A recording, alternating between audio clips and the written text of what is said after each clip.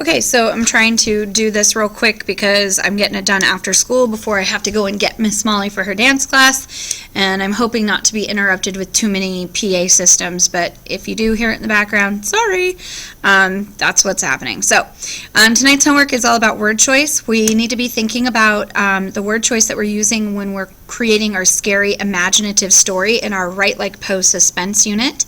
And, you're really focusing on word choice for description and helping to build the mood and that sort of thing. So that's what your homework's on tonight. Again, anytime you see the pencil, please make sure you're writing down your notes. So why is word choice important? Well, it's important for a couple of different reasons.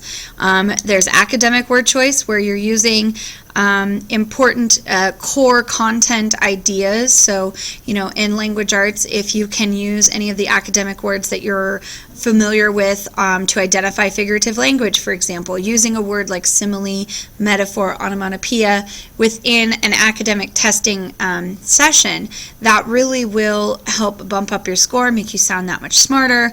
And so it's really important in those educational settings to use different academic word choice within the testing session. You can also use word choice to kind of add to your vocabulary, very similar to our encyclopedia game that we play during the week, and adding to the vocabulary based on what word we're doing. The more you read and expose yourself to higher level vocabulary words, the more you're going to be able to retain it and use it in a regular setting. I have always been kind of what I call a word nerd, where I really am focused heavily on different words that I could use in any particular situation. And sometimes I use words that other people just look at me and go, okay, why are you using that word? But I've been that way ever since I can remember. Sarah, hold to the counseling office, please. Sarah, hold, please come to the counseling office. Sorry about that, PA system over there. Okay, so it also can help you make a story a lot more descriptive. So think about a way to show, not tell, and how to paint a picture with your words in a reader's head by being very precise with your word choice. And in this case, we are also not only trying to be descriptive in our stories, but we're also trying to create suspense. So in our Write Like Pose Suspense story, you really should be focusing on choosing words that help build suspense, that are very Poe-like in nature, and help to create a setting and a mood within your story. So some ideas on what to think about and how to fix your word choice. Are you using adjectives that are thoughtful and fit with your descriptions? And in case you don't know, adjectives are words that describe a noun, so descriptive words. Have you chose verbs that are both showing and telling your reader information? So verbs are action words, words that show the subject of the sentence doing something. And also, have you avoided using dead verbs, which we're going to talk about in a minute? Are you using a specific nouns to make your details more memorable instead of using pronouns? Are you using things that are going to make what you're doing more memorable and interesting for the reader? Are you using any figurative language, similes, metaphors, something that feels natural, that they fit with what you're doing and they don't sound forced? Are you taking risk with your words? Are you trying really hard to not use predictable words, but also are you not going too far where it clearly looks like you've gone to a thesaurus and you're adding as much weird, odd words to make yourself sound smarter that don't actually fit and feel forced, similar to the figurative language piece? These are all different questions that you should be asking yourself as you're fixing your paper or your story for word choice. Another way to think about word choice is to think about different ways or different meanings for the same word. So how can you say the same word and function it similar to a thesaurus? I mean, you could go to a thesaurus, but maybe you can use your own brain as well. So, for example, you could use the word run, but is there another word that would work just as well and be more descriptive? So you could say, I ran away from the noise. I didn't want to see what was behind me. You could say ran away, but what are some different shades of the word run? What are some different ways to phrase that? Could you maybe make a list? Sprint, flee, trot, gallop, fly, rush, scurry, hassle, hurry, jog. Those are all words that mean a different form or a different shade of the word run. And what if these words would work best for a scary story? What helps develop that suspenseful mood in a story better than just the word run? Just something to think about, because that's why word choice is so important. So now I want you to try it. What are some different words that you could use for the word scared? So if you could come up with at least 10 words really quickly, I'm interested to see what you guys have. We'll do a brainstorm similar to Encyclopedia in class tomorrow on the word scared. So press the pause button and write down a list of 10 words for me. Okay, so earlier in the video I talked about dead verbs. So these are verbs that they're boring, they're not descriptive, and if you want to go ahead and create in your notes a little tombstone like this so that you know that these are the words that we should work on trying not to use. So again, going back to the concept of figuring out different shades of a word, what are different ways to say ran or run? What are different ways to say says or said if you're using dialogue?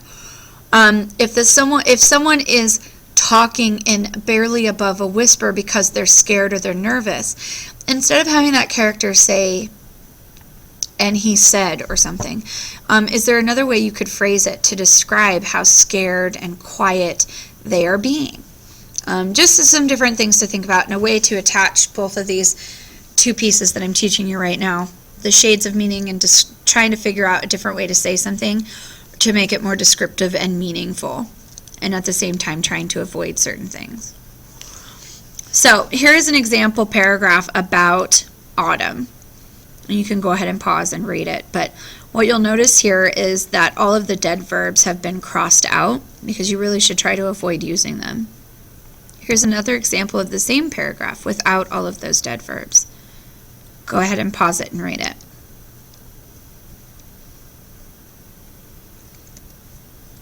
And then here is yet another example of that same paragraph, but it's really been updated, and the word choice is phenomenal in its description as well as the avoidance of the dead verbs and just really trying to be specific about your word choice. So my question is, what version is the best? And to me it's pretty clear to see which one is the most descriptive and interesting to read. The last thing I really want to talk about is the show don't tell idea. So what does this mean? A lot of teachers are going to use this and tell you this throughout your educational career, but really it's about being descriptive. Instead of just telling me you were scared, you need to be able to show me that you were scared. As a reader, I'm creating a mental image in my head, so show me the character's reactions and thoughts, what they look like, etc. Be descriptive. So if the character in your story is nervous or scared, you could just say they are nervous. You're just telling me that. But what are some ways that you can show me? What are some things that happen to a person that is nervous? Well, they usually have wide eyes. They could be shaking and fidgeting. They might be doing a nervous gesture like biting their nails, wringing their hands, that sort of thing. All of these are great description. Now remember, we are doing a short story, so you can't go too deep into description, but if it's helping to set up the suspense and the mood of the story, then by all means go ahead. Just don't go too overboard because you do have a 2 to 3 page minimum. But all of these are great ways to say that someone is nervous instead of just telling me they're nervous. You're showing me and letting me create a picture in my mind. So you can do the same activity on the idea of being frightened or scared, so I would really like for you to do that. The first thing, sorry again, PA system. The first thing you can do is fill out this little table. What does someone look like that is frightened or scared? Fill in the table below. What would a person be doing if they were frightened or scared? So what are the physical activities that they're doing? So what are they looking like, physically looking like, but what else are they like fidgeting and that sort of thing? What could they be doing? And then also, what are some different shades of the word frightened or scared? What are some different ways that you could say that show me instead of tell me? Go ahead and pause the video and fill out this table. Also, some things to think about. Plug in some words that are very Poe-like in nature, words that we could use in our stories. These are words from the Telltale Heart and words from the Classical Amontillado. Obviously, there are a ton of more words that you could pick out. I really would suggest that you go back and take a look at your word list from the literature tests because you can beg, borrow, and steal all the words from your word bank up above. That's kind of the reason that I had you doing that activity anyways. But all of those are good pieces that you could use within your stories. All of those words will help lend itself to suspense as well as to make it more Poe-like. Don't go overboard because I still want to hear your voice coming through, not Poe's, but they're good to add here and there. Whew, all right. We are now finished. Don't forget to do your digital whiz tonight, and we'll do some brainstorming on some different words in class tomorrow. And I will see you guys later.